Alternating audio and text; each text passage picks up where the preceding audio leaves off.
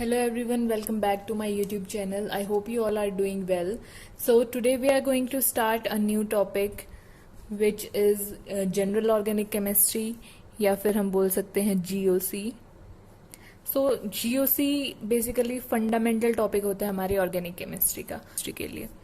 So GOC में basically जो topics होते हैं वो होंगे सबसे पहले कि जो हमारा इलेक्ट्रॉनिक डिस्प्लेसमेंट्स होते हैं, जितने भी हमारे इलेक्ट्रॉनिक डिस्प्लेसमेंट्स होंगे कोवेलेंट बॉन्ड में वो हमारे जीओसी के अंडर आते हैं. तो कौन कौन से इलेक्ट्रॉनिक डिस्प्लेसमेंट्स होंगे, जैसे हमारा सबसे पहले पाई बॉन्ड में होगा. पाई बॉन्ड में कौन कौन से इलेक्ट्रॉनिक डिस्प्लेसमेंट्स होते हैं? सबसे पहले रेजोनेंस और एक हमारा होगा मीजोमेरिक इफेक्ट. फिर सेकेंड सिग्मा बॉन्ड में कौन कौन से होंगे? Inductive effect. जो हमारा इंडक्टिव इफेक्ट होता है वो सिग्मा बॉन्ड के थ्रू होगा. थर्ड जो बोथ सिग्मा और पाई बॉन्ड्स में होगा, दोनों में एक साथ जो होगा सिग्मा पाई बॉन्ड दोनों में, वो होगा हमारा हाइपर कॉन्जुगेशन. तो ये हम जनरल ऑर्गेनिक केमिस्ट्री में पढ़ेंगे कि हमारे जो भी इलेक्ट्रॉनिक डिस्प्लेसमेंट्स हो रहे हैं कोवेलेंट बॉन्ड्स में. अब इन कोवेलेंट बॉन्ड्स के डिस्प्लेसमेंट को पढ़ने के बाद हम इनकी एप्लीकेशंस भी स्टडी करेंगे कि एरोमेटिसिटी या फिर एसिड बेस केमिस्ट्री, वो भी हम जनरल ऑर्गेनिक केमिस्ट्री में ही स्टडी करेंगे.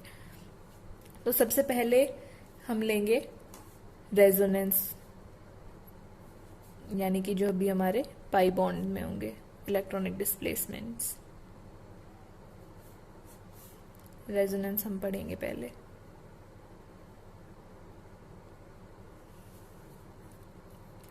तो रेजोनेंस हम कब यूज करते हैं या फिर क्या इंपॉर्टेंस है रेजोनेंस की? जब भी हमारा कोई भी एक लेविस डॉट स्ट्रक्चर है हमारे पास, उससे अगर हम किसी भी मॉलिक्यूल की फिजिकल या फिर केमिकल प्रॉपर्टीज को एक्सप्लेन नहीं कर पा रहे हैं, तब हम उसके रेजोनेटिंग स्ट्रक्चर्स ड्रॉ करते हैं. रेजोनेटिंग स्ट्रक्चर्स मतलब उसके जो हमारे पाई इलेक्ट्रॉन्स हैं उनकी डिस्प्लेसमेंट को शो करेंगे हम, और फिर उनसे जो हमारे डिफरेंट स्ट्रक्चर्स या फिर उनकी पाई इलेक्ट्रॉन्स की डिस्प्लेसमेंट के बाद जो हमारे पास स्ट्रक्चर्स आते हैं उनको हम रेजोनेटिंग स्ट्रक्चर बोलेंगे या फिर कैनोनिकल स्ट्रक्चर. इसका हम एग्जाम्पल ले सकते हैं, जैसे कि ये है हमारा फिनॉल. तो फिनॉल जो होता है वो हमारे पास ऑर्थो पैरा डायरेक्टिंग होता है. अब ये हम सिर्फ इस स्ट्रक्चर को देख के नहीं बता सकते कि फिनॉल जो है वो हमारा ऑर्थो पैरा डायरेक्टिंग है, इसलिए हमें इसकी रेजोनेटिंग स्ट्रक्चर्स ड्रॉ करनी पड़ेंगी. तो हम ये हमारी एग्जाम्पल हो गया कि हम क्यों रेजोनेंस को स्टडी करते हैं. तो सबसे पहले हमें ये पता होना चाहिए कि कंडीशंस क्या होती हैं डीलोकलाइजेशन के लिए. Condition for delocalisation. Delocalisation means जो भी हमारे पाई इलेक्ट्रॉन्स हैं वो जब एक पोजीशन से दूसरी पोजीशन में मूव करेंगे तो हम उसको बोलेंगे डीलोकलाइजेशन. मतलब वो एक जगह पे लोकलाइज्ड नहीं है, वो पूरी रिंग में हमारे मूव कर सकते हैं. अब जैसे ये पाई इलेक्ट्रॉन्स है, ये यहाँ से यहाँ मूव कर सकते हैं, यहाँ से यहाँ मूव कर सकते हैं, तो इसको हम बोलेंगे कि ये पाई इलेक्ट्रॉन्स का डीलोकलाइजेशन हो रहा है. तो अब कंडीशंस क्या होती है हमारी कि सबसे पहले तो जो भी मॉलिक्यूल है जिसमें हम डीलोकलाइजेशन करवाएंगे, वो मॉलिक्यूल हमारा उस मॉलिक्यूल के पास एडजेसेंट और प्लेनर पी ऑर्बिटल्स होने चाहिए. कौन से टाइप के सिस्टम्स होते हैं जो रेजोनेंस एग्जिबिट करते हैं, यानी कि टाइप ऑफ सिस्टम. ठीक है, तो यहाँ पे सबसे पहले आएगा हमारे पास लोन पेयर पाई रेजोनेंस. मतलब ये तो हमें नेम से ही पता लग रहा है कि लोन पेयर पाई मतलब लोन पेयर और पाई इलेक्ट्रॉन्स के बीच में हमारा डिस्प्लेसमेंट होगा. अब जैसे ये एग्जाम्पल है हमारे पास,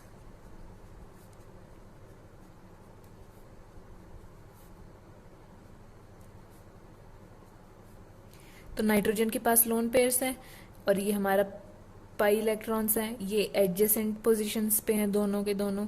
तो अब ये जो हमारे लोन पेयर्स हैं ये यहाँ पे मूव करेंगे और फिर ये वाले जो पाई इलेक्ट्रॉन्स हैं ये कार्बन के पास जाएंगे। ऐसे ही हमारे पास और एग्जाम्पल्स हैं। तो ये हमारे एग्जाम्पल्स हैं कि लोन पेयर और पाई रेजोनेंस कहाँ कहाँ पे होता है। तो यहाँ से हम समझ सकते हैं, जैसे कि ऑक्सीजन के पास लोन पेयर हैं, ये यहाँ से यहाँ मूव करेंगे, ये यहाँ से यहाँ डीलोकलाइज होंगे। तो बेसिकली इनका डीलोकलाइजेशन हो रहा है और ये दोनों एडजेसेंट पोजीशंस पे प्रेजेंट है, ये भी हमें ध्यान रखना है। फ्लोरीन के पास है वो यहाँ से यहाँ मूव करेंगे और ये यहाँ से यहाँ मूव करेंगे। तो जो भी लोन पेयर पार्टिसिपेट करते हैं रेजोनेंस में उनको हम बोलेंगे डीलोकलाइज इलेक्ट्रॉन पेयर। यानी कि ये जो लोन पेयर हैं ये रेजोनेंस में पार्टिसिपेट कर रहे हैं, ये भी रेजोनेंस में पार्टिसिपेट कर रहे हैं और यहाँ के भी रेजोनेंस में पार्टिसिपेट कर रहे हैं। तो इन लोन पेयर्स को हम बोलेंगे डीलोकलाइज इलेक्ट्रॉन पेयर। और ये जो हमारे डीलोकलाइज लोन पेयर होते हैं या डीलोकलाइज इलेक्ट्रॉन पेयर होते हैं, ये इनको हम हाइब्रिडाइजेशन में कभी भी काउंट नहीं करते हैं। जब भी हमें हाइब्रिडाइजेशन निकालनी होगी तो उसमें हमारे डीलोकलाइज्ड इलेक्ट्रॉन पेयर्स काउंट नहीं होंगे और इनको भी हम पाई इलेक्ट्रॉन्स भी बोल सकते हैं। सो अब हमारा नेक्स्ट टाइप का रेजोनेंस आएगा, मतलब कौन सा नेक्स्ट सिस्टम है हमारा जिसमें हम रेजोनेंस करवाते हैं, वो है नेगेटिव चार्ज पाई रेजोनेंस। तो इससे पता चल रहा है कि नेगेटिव चार्ज होगा और पाई इलेक्ट्रॉन्स होंगे। तो ये नेगेटिव चार्ज हो गया यहाँ पे और ये पाई इलेक्ट्रॉन्स दोनों एडजेसेंट पोजीशन पे प्रेजेंट है। अब यहाँ से क्या होगा, ये जो नेगेटिव चार्ज है इसका ये यहाँ से डिस्प्लेस होकर यहाँ पे जाएगा और ये पाई इलेक्ट्रॉन्स यहाँ से डिस्प्लेस होकर यहाँ पे जाएंगे। सिमिलरली यहाँ से ये यहाँ पे जाएगा, यहाँ से ये यहाँ पे जाएगा, ऐसे ही इसमें होगा। सिमिलरली यहाँ पे होगा। तो ये हमारे एग्जाम्पल्स हैं जहाँ पे नेगेटिव चार्ज पाई रेजोनेंस होगा। अब जो हमारा पाई बॉन्ड के एडजेसेंट पे कार्बन आयन है उसमें डीलोकलाइज्ड लोन पेयर है। तो इसका हाइब्रिडाइजेशन क्या हो रहा है, हमारे यहाँ पे जो कार्बन है इसका हाइब्रिडाइजेशन क्या है हमारे पास sp2। ये जो कार्बन है इसका हाइब्रिडाइजेशन हमारे पास sp2 है। यहाँ पे भी sp2 है, यहाँ पे भी sp2 है और यहाँ पे भी sp2 है। और यहाँ पे जो इलेक्ट्रॉन्स हैं ये हमारे, इनको हम लोन पेयर भी बोल सकते हैं। जो हमारे नेगेटिव चार्ज होता है इसको हम लोन पेयर भी बोल सकते हैं, क्योंकि यहाँ पे भी 2 इलेक्ट्रॉन्स और लोन पेयर में भी हमारे पास 2 इलेक्ट्रॉन प्रेजेंट होते हैं और दोनों ही हमारे पास यहाँ पर जो हमारा इलेक्ट्रॉन्स होंगे वो पी ऑर्बिटल में प्रेजेंट होंगे। सो इनको हम पाई इलेक्ट्रॉन्स भी बोल सकते हैं। तो हम अब जैसे हमने लास्ट केस में एग्जाम्पल्स लिए थे, यहाँ पे भी हम एग्जाम्पल्स लेते हैं। अब ये दोनों हैं हमारे पास एग्जाम्पल्स में, इन दोनों में क्या डिफरेंस है। यहाँ पर जो नेगेटिव चार्ज है वो एडजेसेंट पोजीशन पे है, लेकिन यहाँ पे जो नेगेटिव चार्ज है वो इस पाई इलेक्ट्रॉन्स के एडजेसेंट पोजीशन पे नहीं है। बीच में हमारा ये एक सिंगल बॉन्ड आ रहा है और यहाँ पर जो कार्बन है इसकी हाइब्रिडाइजेशन हमारे पास sp3 है। तो इसकी वजह से ये डीलोकलाइज्ड कार्बन नहीं होगा, ये जो है हमारा ये लोकलाइज्ड कार्बन आयन हो जाएगा, या फिर हम बोल सकते हैं लोकलाइज्ड लोन पेयर है हमारा। और ये जो कार्बन है इसकी जो हाइब्रिडाइजेशन है वो sp3 है, इस कार्बन आयन की sp3 हाइब्रिडाइजेशन है और यहाँ पर जो हमारे पास कार्बन आयन है इसकी sp2 हाइब्रिडाइजेशन है। और सिमिलरली क्योंकि इसके जो लोन पेयर्स हैं या फिर ये जो पाई इलेक्ट्रॉन्स है ये पी ऑर्बिटल में प्रेजेंट है और इसके एडजेसेंट पोजीशन पे भी ये पी ऑर्बिटल प्रेजेंट है, तो इसलिए ये यहाँ पे इजीली डीलोकलाइजेशन शो करेगा और इसलिए ये हमारा डीलोकलाइज्ड, इसलिए ये हमारा डीलोकलाइज्ड लोन पेयर बोल देंगे हम इसको। और इसकी हाइब्रिडाइजेशन जो होगी हमारे पास sp2 होगी। तो ये इन दोनों में डिफरेंस आ गया। अब नेक्स्ट हमारे पास सिस्टम है जहाँ पर हम रेजोनेंस स्टडी करेंगे, वो है हमारा lone pair vacant p orbital.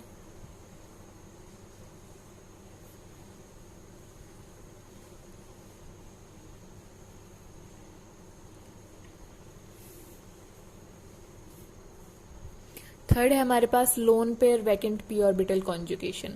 मतलब एक तो हमारे पास लोन पेयर हो जाएगा और दूसरा हमारे पास एम्प्टी पी ऑर्बिटल हो जाएगा। तो वो लोन पेयर जो है वो एम्प्टी पी ऑर्बिटल में इजीली जा सकता है। तो इसके हम एग्जांपल्स देखेंगे अब।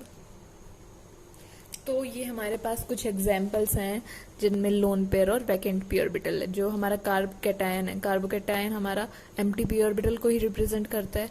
यहाँ पर भी हमारा CH2 है। यहाँ पर इस एग्जाम्पल में भी जो हमारा कार्बोकैटायन है वो एम्प्टी पी ऑर्बिटल को रिप्रेजेंट करेगा और लोन पेयर और कार्बोकैटायन हमारा एडजेसेंट पोजीशन पे प्रेजेंट है। सिमिलरली जो हमारा बोरोन है इसके पास भी एम्प्टी पी ऑर्बिटल प्रेजेंट होता है। सो ये तीनों एग्जाम्पल्स हो गए। अब इसमें हम इनके कॉन्जुगेटिंग या फिर इनके हम रेजोनेटिंग स्ट्रक्चर्स ड्रॉ करते हैं। ये लोन पेयर है, ये यहाँ पे जाएगा, ये लोन पेयर है, ये भी यहाँ पे जाएगा। तो इनके कॉरस्पॉन्डिंग इनके रेजोनेटिंग स्ट्रक्चर्स क्या क्या बनेंगे। ये जो दो इलेक्ट्रॉन पेयर्स थे वो यहाँ पे जाएंगे तो ये पाई बॉन्ड बनाएंगे। और जब ये ऑक्सीजन से दो इलेक्ट्रॉन्स यहाँ पे मूव कर रहे हैं तो इसके पास एक इलेक्ट्रॉन की डेफिशिएंसी आ जाएगी, जिसकी वजह से पॉजिटिव चार्ज इसके ऊपर आ जाएगा और इसके ऊपर पॉजिटिव चार्ज रिमूव हो जाएगा। पॉजिटिव चार्ज मतलब एक इलेक्ट्रॉन की डेफिशिएंसी। तो यहाँ से दो इलेक्ट्रॉन्स हैं हमारे पास, ये दोनों इलेक्ट्रॉन्स दोनों के बीच में शेयर हो रहे हैं। अब एक इलेक्ट्रॉन इसके पास है, एक इलेक्ट्रॉन इसके पास है, तो एक इलेक्ट्रॉन की डेफिशिएंसी आ गई इसके पास, इसलिए इसके ऊपर पॉजिटिव चार्ज आ जाएगा। अब यहाँ के इसका हम अगर रेजोनेटिंग स्ट्रक्चर बनाएं तो हमारे पास ये बनेगा, नाइट्रोजन के ऊपर पॉजिटिव चार्ज आ जाएगा। सिमिलरली यहाँ पर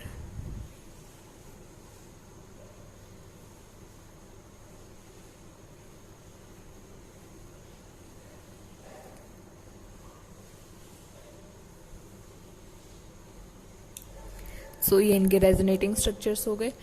जब लोन पेयर यहाँ पे मूव हुआ, पाई इलेक्ट्रॉन आ गया यहाँ पे और इसके ऊपर पॉजिटिव चार्ज आ गया। इसके ऊपर इलेक्ट्रॉन की डेफिशिएंसी होगी क्योंकि इसने अपने इलेक्ट्रॉन्स डोनेट किए हैं। सिमिलरली यहाँ पे पॉजिटिव चार्ज आ जाएगा और यहाँ पर डबल बॉन्ड, यहाँ पे पॉजिटिव चार्ज, यहाँ पे डबल बॉन्ड। तो जो नाइट्रोजन और ऑक्सीजन है उनके पास एडजेसेंट पी ऑर्बिटल हैं और इनके जो लोन पेयर्स हैं ये लोन पेयर्स पी ऑर्बिटल में प्रेजेंट है। सिमिलरली यहाँ पे भी लोन पेयर पी ऑर्बिटल में प्रेजेंट है और यहाँ पे भी लोन पेयर पी ऑर्बिटल में प्रेजेंट है। और ये पाई बॉन्ड बना रहे हैं अपने एडजेसेंट एटम के साथ। तो इन ऐसे एटम्स का जो हाइब्रिडाइजेशन होगा वो sp2 होगा। यहाँ पर ऑक्सीजन का हाइब्रिडाइजेशन sp2 होगा, यहाँ पे नाइट्रोजन का हाइब्रिडाइजेशन sp2 होगा, यहाँ पे भी sp2 होगा। ठीक है, तो ये एग्जाम्पल हो गया हमारा थर्ड। अब फोर्थ टाइप के सिस्टम जो हम स्टडी करेंगे वो है पॉजिटिव चार्ज पाई रेजोनेंस। अब ये है हमारे पास एग्जाम्पल इसका। यहाँ पर हमारा पॉजिटिव चार्ज और पाई इलेक्ट्रॉन्स दोनों एडजेसेंट पोजीशन पर प्रेजेंट है। तो ये यहाँ पे रेजोनेंस शो करेंगे। यहाँ पर डेफिशिएंसी इलेक्ट्रॉन्स की, जो हमारा पाई बॉन्ड है इसके पास इलेक्ट्रॉन की मतलब इसके पास इलेक्ट्रॉन्स प्रेजेंट हैं तो ये अपने इलेक्ट्रॉन्स यहाँ पर डिलीवर करेगा। तो ये इलेक्ट्रॉन्स डिलोकलाइज हो जाएंगे और यहाँ पर जो पॉजिटिव चार्ज है कार्बन के ऊपर वो रिमूव हो जाएगा और ये पॉजिटिव चार्ज ट्रांसफ़र हो जाएगा CH2 के ऊपर। यहाँ से पॉजिटिव चार्ज रिमूव हुआ, यहाँ पर ट्रांसफ़र हो गया। तो ये हमारे पाई इलेक्ट्रॉन्स डिलोकलाइज्ड है। अब एक और एग्जांपल लेते हैं हमारा।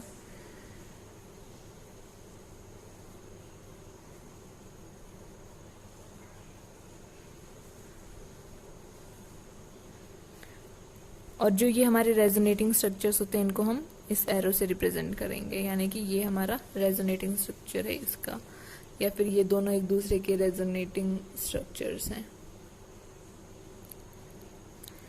अभी हमारा नेक्स्ट एग्जाम्पल देखते हैं। यहाँ पर जो पाई इलेक्ट्रॉन्स हैं ये इस पॉजिटिव चार्ज के एडजेसेंट पोजीशन पे हैं, कॉन्जुगेशन में है इसके, तो ये ट्रांसफ़र होंगे ये जो पाई इलेक्ट्रॉन्स है ये यहाँ से यहाँ पे ट्रांसफ़र होगा और इसका हम रेजोनेटिंग स्ट्रक्चर ड्रॉ करेंगे।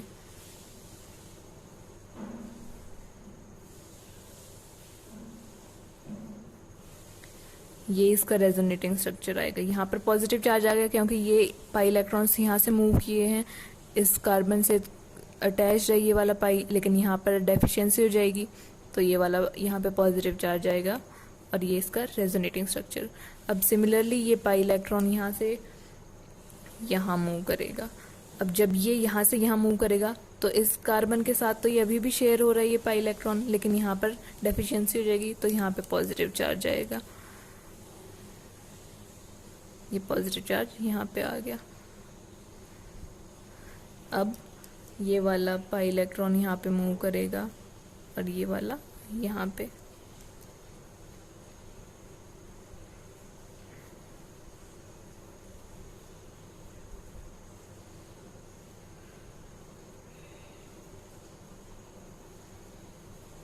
सो ये इसके रेजोनेटिंग स्ट्रक्चर्स हो गए।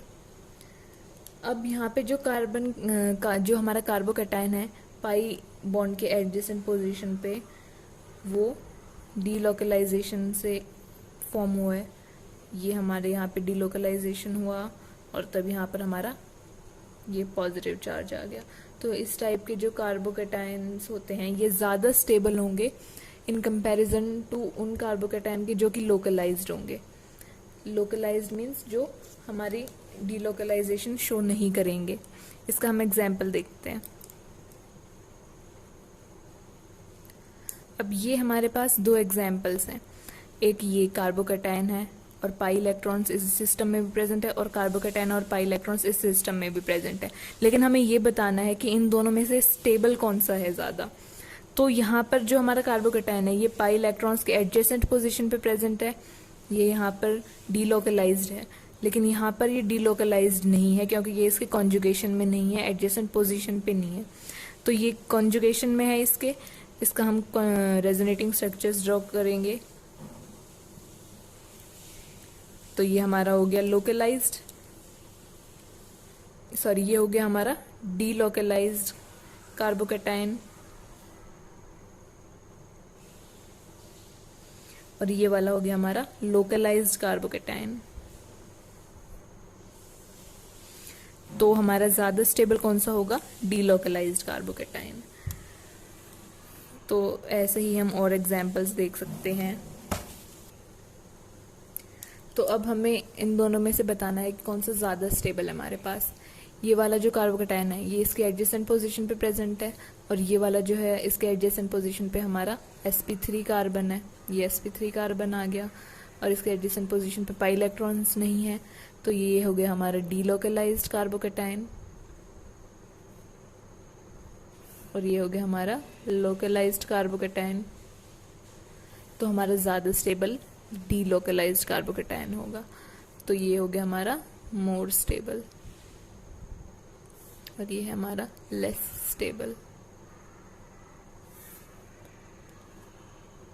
तो ये हमें हमेशा याद रखना है। इसमें हम एक और एग्जाम्पल देखते हैं।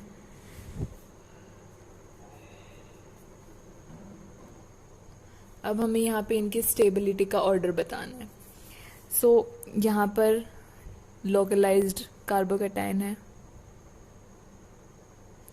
और यहाँ पे डीलोकलाइज्ड है, यहाँ पर भी डीलोकलाइज्ड है। पाई इलेक्ट्रॉन्स ये दोनों आपस में भी डीलोकलाइज्ड है और ये इसके साथ डीलोकलाइज्ड है। तो ये पूरा ही हमारा डीलोकलाइज्ड सिस्टम है और यहाँ पे भी ये पूरा हमारा डीलोकलाइज्ड सिस्टम है। तो ये लोकलाइज्ड होने की वजह से ये तो हमारा हो गया लीस्ट स्टेबल।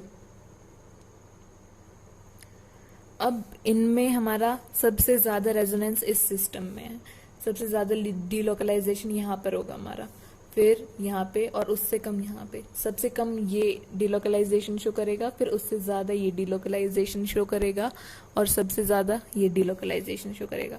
तो ये हो गया हमारा मोस्ट स्टेबल। तो ये हो गया इसका स्टेबिलिटी ऑर्डर, सबसे ज्यादा स्टेबल, फिर उससे कम, फिर उससे कम और फिर सबसे कम स्टेबल। सो यहाँ से हमारे पास एक पॉइंट आ सकता है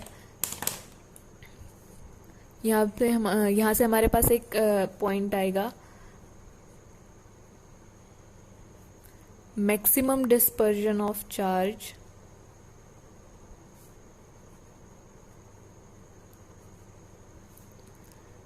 maximum will be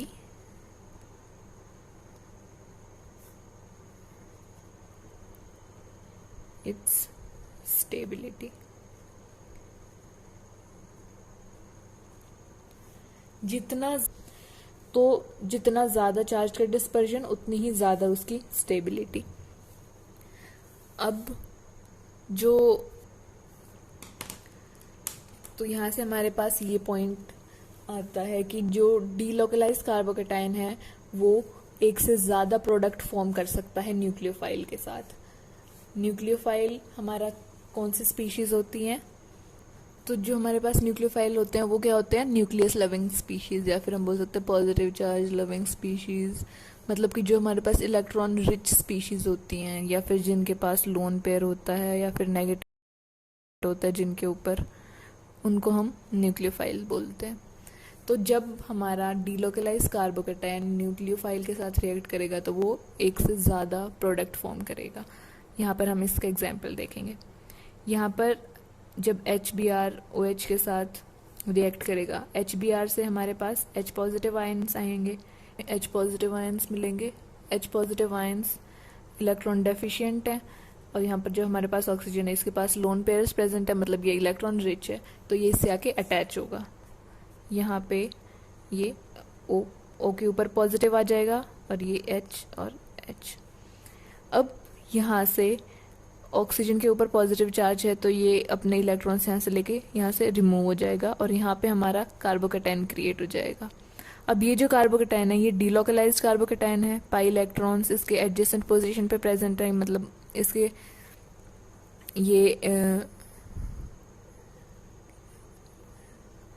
ये पाई इलेक्ट्रॉन्स इसके कॉन्जुगेशन में है, तो डीलोकलाइज्ड हो गया। अब या तो ये इस फॉर्म में भी एक प्रोडक्ट फॉर्म करेगा, और या फिर इसके रेजोनेटिंग स्ट्रक्चर ड्रॉ करेंगे हम, तो ये जो पाई इलेक्ट्रॉन्स हैं ये यहाँ से यहाँ पे मूव करेंगे, और इसका जो डीलोकलाइज्ड स्ट्रक्चर है वो ये बन जाएगा हमारे पास। तो यहाँ पे जब हमारा H+ और Br नेगेटिव यहाँ से फॉर्म होगा, तो Br नेगेटिव यहाँ से आके अब इस पॉजिटिव कार्बोकेटाइन पे अटैच हो जाएगा। Br यहाँ पे हो गया हमारा न्यूक्लियोफाइल, तो Br जब इस वाले कार्बोकेटाइन पे अटैच होगा तो एक प्रोडक्ट तो ये बन गया हमारे पास, और एक प्रोडक्ट जब Br इस वाले कार्बोकेटाइन पे अटैच होगा तब बनेगा, तो ये हो गया हमारे पास दूसरा प्रोडक्ट।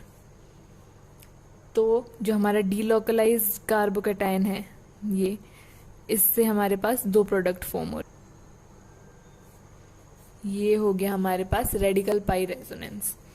इसके एग्जाम्पल्स देखते हैं।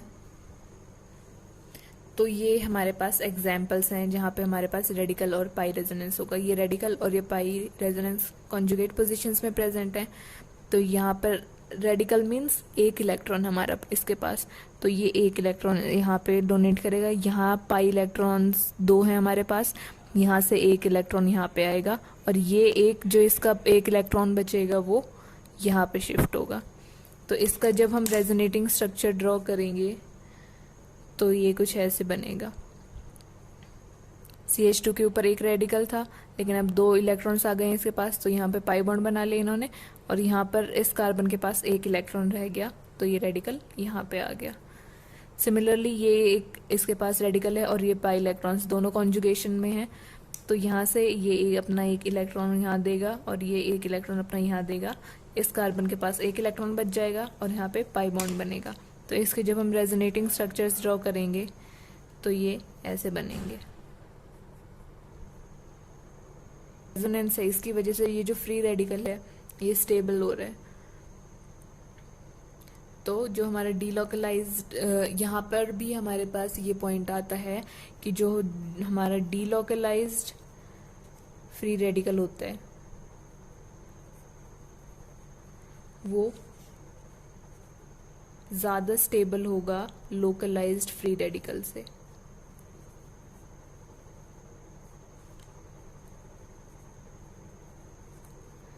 ये वाला हमारे पास ज़्यादा स्टेबल होगा हमेशा। तो जब हम स्टेबिलिटी, अगर हमारे पास स्टेबिलिटी कंपैरिजन आ जाए कहीं भी, तो वहाँ हमें ये भी देखना है कि वहाँ पर डीलोकलाइज जो हमारा फ्री रेडिकल है वो डीलोकलाइज्ड है या फिर लोकलाइज्ड। तो जो हमारा डीलोकलाइज्ड फ्री रेडिकल होगा वो ज़्यादा स्टेबल होगा लोकलाइज्ड फ्री रेडिकल से। अब नेक्स्ट सिस्टम देखेंगे हम। अब नेक्स्ट सिस्टम है हमारे पास कॉन्जुगेटेड मल्टीपल बॉन्ड्स, यानी कि जो हमारे मल्टीपल बॉन्ड्स हैं ये कॉन्जुगेशन में हैं, यहाँ पर भी कॉन्जुगेशन में है। यहाँ से कैसे इनका डिलोकलाइजेशन होगा कि ये जो पाई इलेक्ट्रॉन्स है यहाँ से यहाँ मूव करेंगे और ये वाले इस कार्बन पे मूव करेंगे। सिमिलरली ये यहाँ से यहाँ मूव करेंगे और ये पाई इलेक्ट्रॉन्स ऑक्सीजन पे चले जाएंगे। तो जब हम इनके रेजोनेटिंग स्ट्रक्चर्स ड्रॉ करेंगे तो वो ऐसे आएंगे हमारे पास। ये जो कार्बन है इसके ऊपर पॉजिटिव चार्ज आ जाएगा क्योंकि यहाँ से हमारा इलेक्ट्रॉन ट्रांसफर हो रहा है, इसके पास डेफिशिएंसी हो जाएगी, तो यहाँ पर पॉजिटिव चार्ज, और यहाँ पर इस वाले कार्बन पे आ जाएगा नेगेटिव चार्ज, और यहाँ पर डबल बॉन्ड।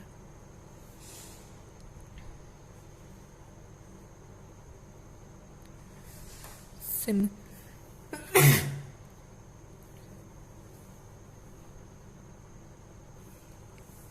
अब इस वाले का जब हम रेजोनेटिंग स्ट्रक्चर ड्रॉ करेंगे, यहाँ पर पॉजिटिव चार्ज क्योंकि इसके पास डेफिशिएंसी हो गई, यहाँ पर डबल बॉन्ड आ जाएगा, ये इलेक्ट्रॉन्स यहाँ पे मूव कर रहे हैं।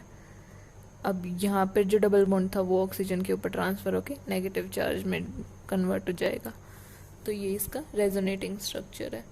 अब इसको हम ऐसे भी रिप्रेजेंट कर सकते हैं,